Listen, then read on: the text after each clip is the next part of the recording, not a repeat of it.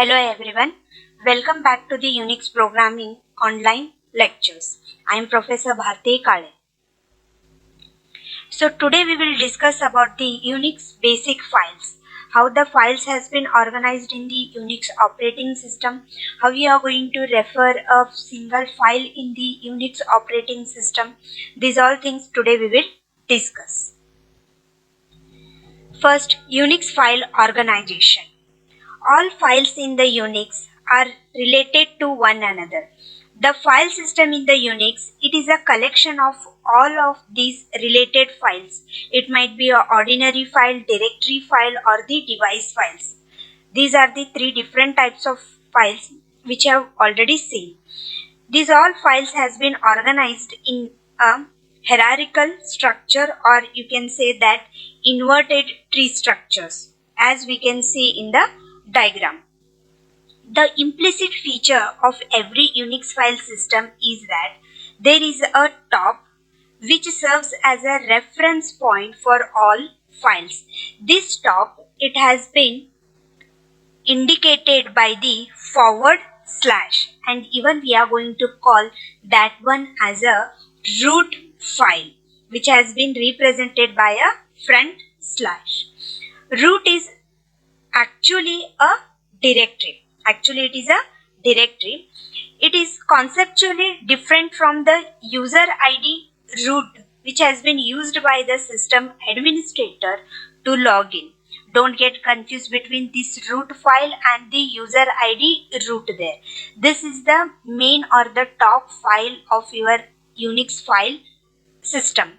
But the root file, that is the which is going to have a separate unique ID, which is used by the system administrator for login to your system. The root directory, that is forward slash, has a number of subdirectories under it. As we can see here, my root directory, it is consist of bin folder, home directory, temp is there, and the user is there. These subdirectories in turn have the more subdirectories and the other files under them. Means these files may have the other subdirectories. For example, just we will see here home directory. It has the two other subdirectories, hopper and turning is there. Okay, where the another this turning subdirectory, it have the other subdirectories like T90 KJML Z123456, then Z304218. So even this Z123456, it have the other subdirectories, and at the end these directories have the files there. Okay, so for example, if I am going to take here Z123456 folder, okay, or you can say that the directory, okay, it contains the other three directories. Then how you are going to refer this directory? It should be start from the root directory. So here first the root directory has to be specified, that is the front slash, then the parent child, that is the home directory, home you have to mention, then the parent of Z123456 folder, that is the turning, and the name of the folder. Okay, every file apart from the root must have the parent. Just you can see here, except the root directory, every file must have the parent there. Okay, and it should be possible to trace the ultimate percentage of a file to the root. Thus, the home directory, it is a parent of turning as well as the hopper, while forward slash, that the root, it is a parent of home and the grandparent of turning. If we are going to create any files under this, then the turning, he will become the parent of those folders.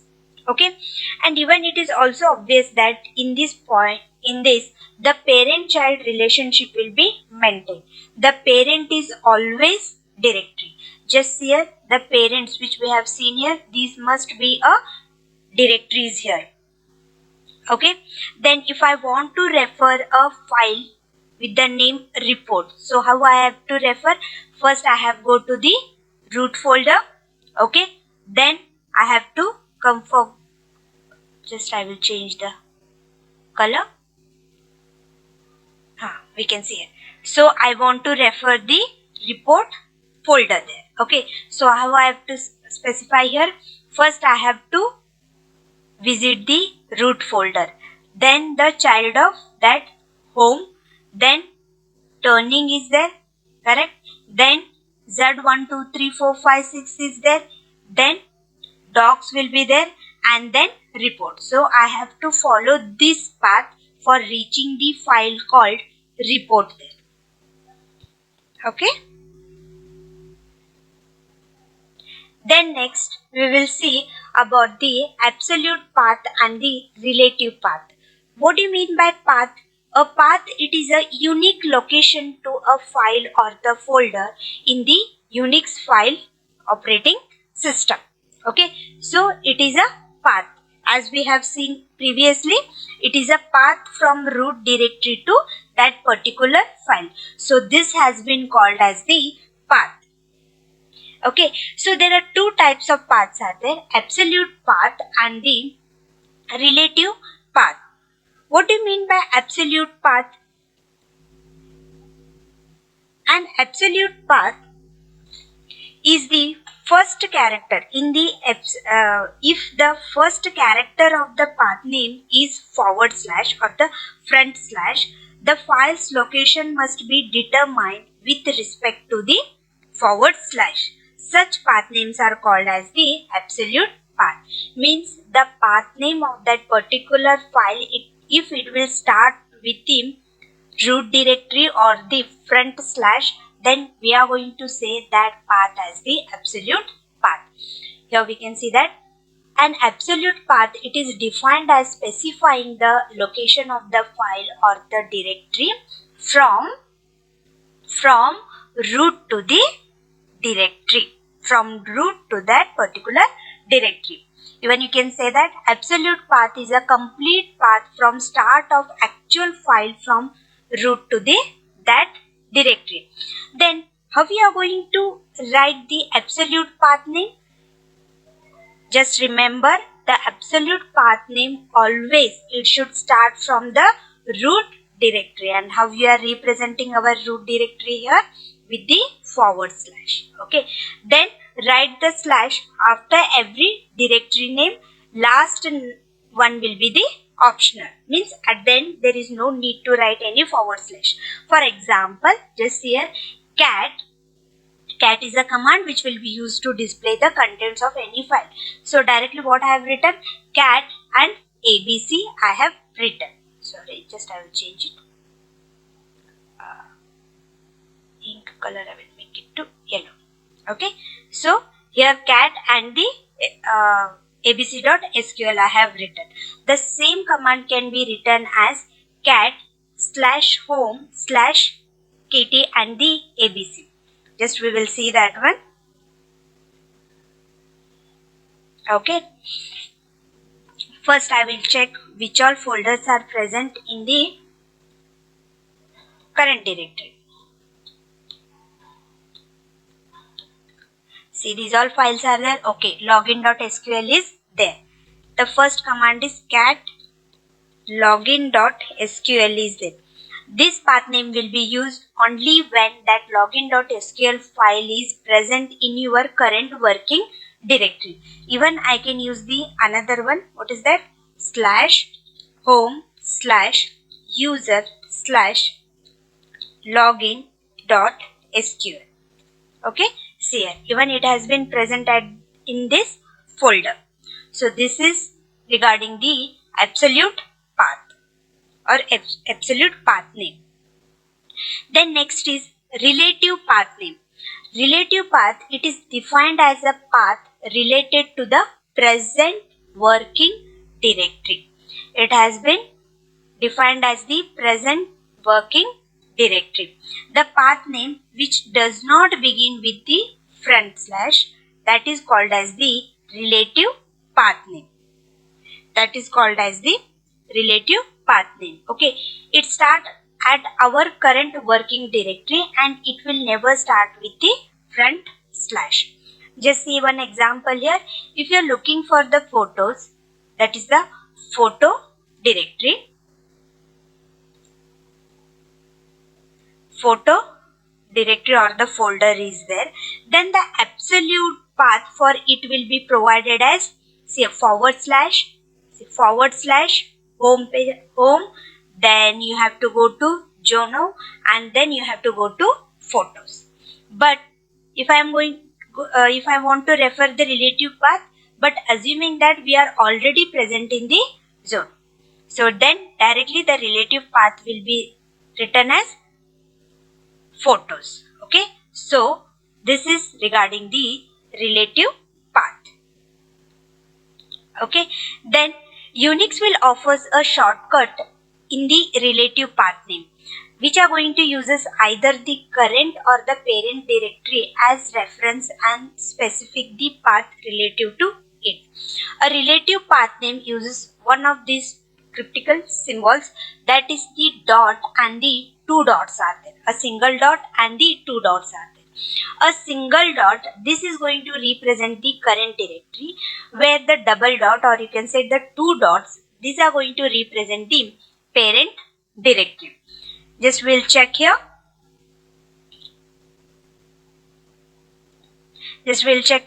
PWD means current working directory.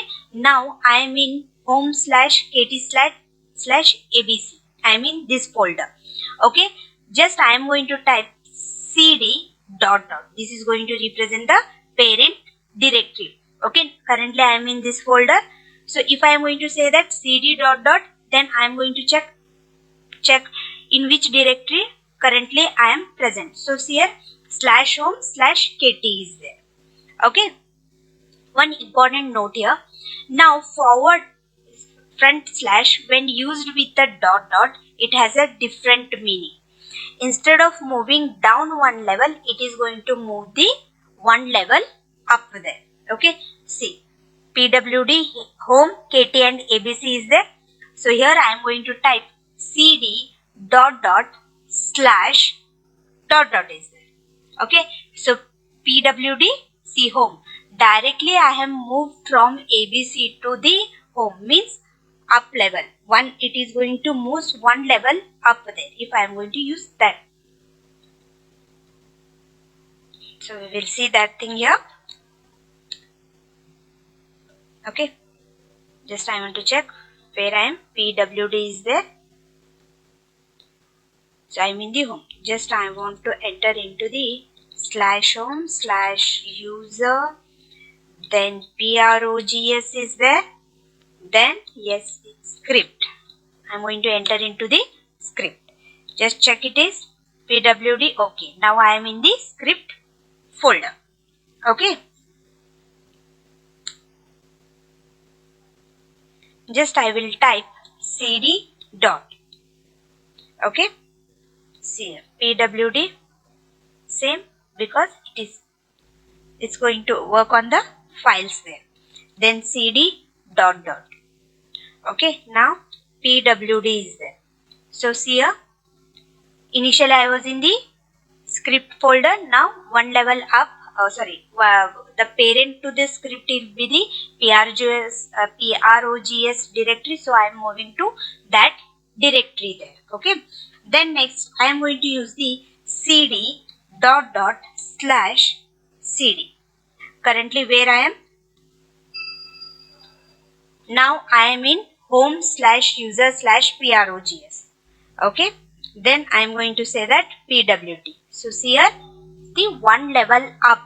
Instead of going to the users, I am just went to the one level up, that is the home directory. You getting this one? Okay. Next is hidden files. On a Linux operating system, hidden files are files that are not directly displayed whenever you are going to perform a standard ls directory listing. Hidden files are also called the dot files on the Unix operating system. These are the files used in order to execute some scripts or to store the configuration information about some services on our host. Some popular example of hidden files are the files contained in the user home directory, like .bash rc is there, which is going to store the user initialization scripts, and dot bash underscore logout file is there, that is executed whenever you leave a bash session. So these are the some hidden files which has been not shown to the user. But if you want to list or display the hidden files which has been present in your folder or in your user account, so in that case you have to use the option called A and the L. That is, A is there for the hidden files with the ls command, which is going to display all the hidden files folders in your directory. Okay, just we'll see that one. First change to user directory.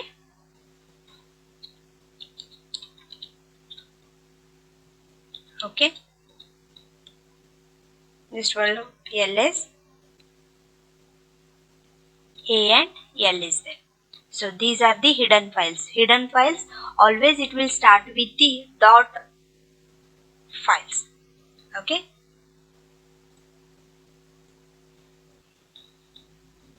Then home environment variables. What do you mean by environment variables? Environment variables are dynamic values which affect the processes or the programs on a computer. They exist in every operating system, but types may vary. Environment variables can be created, edited, saved and deleted and give the information about the system behavior. We will see the one environment variable, that is home. Then just remember, whenever you are going to type any environment variable, the name of those environment variables should be written in the capital letter.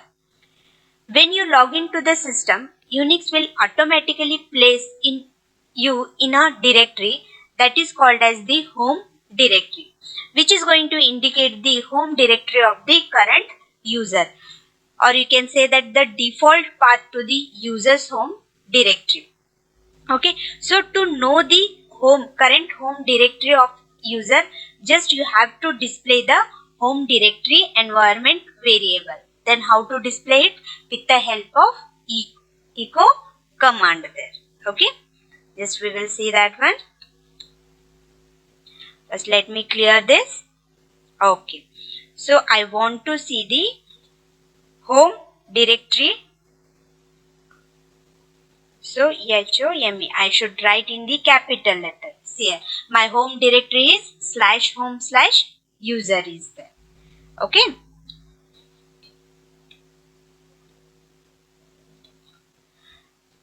Then next environment variable is the path variable, which is going to indicate the search path for a commands. Okay. In the previous video, we have seen that each command has been present in the /bin or /user/bin folder. Okay. If I want to search for a particular command's path, that time I am going to use the path variable here.